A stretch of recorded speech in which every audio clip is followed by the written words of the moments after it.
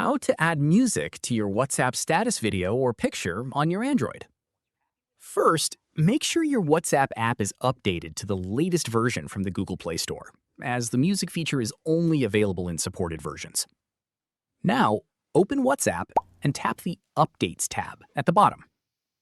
Next, tap Add Status. Choose a video or picture from your gallery or record a new one using your camera. Once your video is ready, tap the music icon at the top of the screen. If you don't see the music icon, the feature may not be available for your account or region yet. Now, browse the available songs or use the search option to find a track you like. Select the song, then adjust the part of the music you want to use with your video or picture. Once you're happy with it, tap Done, then tap the Send or arrow button to post your WhatsApp status. That's it. Your WhatsApp status video or picture will now be shared with the music you've selected. If this tutorial helped you, don't forget to like, subscribe, and turn on notifications for more Android how-to tutorials.